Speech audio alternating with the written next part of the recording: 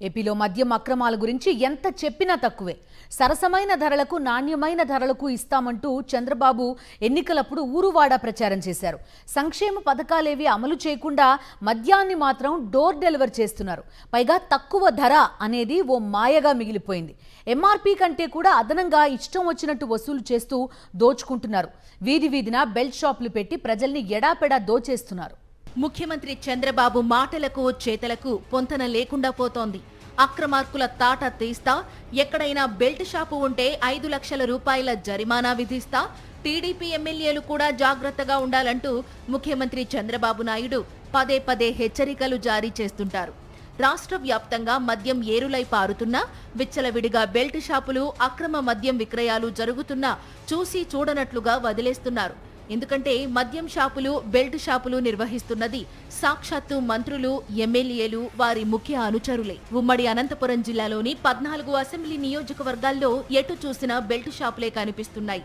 CM Chandrababu వియ్యంకుడు Nandamuri Balakrishna ప్రాతినిధ్యం వహిస్తున్న హిందూపురం నియోజకవర్గంలో నిబంధనలకు విరుద్ధంగా మద్యం షాపులు ఏర్పాటు చేయడమే కాకుండా అడుగడుగునా బెల్ట్ షాపులు ఏర్పాటు చేశారు. అధిక ధరలతో అర్ధరాత్రి వరకు అమ్మేస్తున్నారు. ఒక్కో బాటిల్పై 50 రూపాయలకు పైగా అధికంగా వసూలు చేస్తూ దోపిడీ చేస్తున్నారు టీడీపీ నేతలు. గుంతకల్లు, కదిరి, పెనుకొండ, ధర్మవరం, కళ్యాణదుర్గం నియోజకవర్గాల్లోనూ ఇదే పరిస్థితి. బొబ్బర్లపల్లి సహా సరిహద్దు ప్రాంతాల్లో కర్ణాటక మద్యం విచ్చలవిడిగా అమ్మేస్తున్నారు. ప్రకాశం జిల్లాలో కూడా మద్యం విక్రయాలు అడ్డు అదుపు లేకుండా సాగుతున్నాయి. క్వార్టర్ బాటిల్పై 10 నుండి 50 రూపాయలు అదనంగా వసూలు చేస్తున్నారు. మార్కాపురం ప్రాంతంలో ఓ ముఖ్య నేత ఆధ్వర్యంలో ఫోన్ కొట్టు మద్యం పట్టు స్కీమ్ అమలు చేస్తున్నారు. ఫోన్ చేసి అడిగితే చాలు డోర్ డెలివరీ చేస్తున్నారు. మద్యం వ్యాపారులు సిండికేట్ గా ఏర్పడి గ్రామాల్లో బెల్ట్ షాపులకు వేలంపాట పెట్టి వచ్చిన మొత్తాన్ని గ్రామ టీడీపీ నాయకుడికి చెల్లించి అక్కడ ఇష్టం వచ్చిన ధరలకు మద్యం అమ్ముకుంటున్నారు. ఈ తతంగం మొత్తం ఉన్నతాధికారులకు తెలిసినా మాకెందుకంటూ కళ్లు మూసుకుంటున్నారు.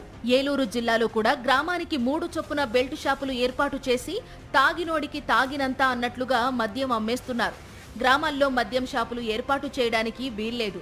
ఎంఆర్పీ రేట్ల కంటే ఎక్కువ ధరలకు మద్యాన్ని విక్రయిస్తే కఠిన చర్యలు తీసుకుంటామని అధికారులు చేసే ప్రకటనలకు వాస్తవానికి అసలు పొంతనే ఉండటం లేదు. గ్రామాల్లో విచ్చలవిడిగా మద్యం దొరకడంతో యువకులు మద్యానికి బానిసై ఇల్లు ఒళ్ళు గుల్ల చేసుకుంటున్నారని ప్రజలు ఆవేదన వ్యక్తం చేస్తున్నారు.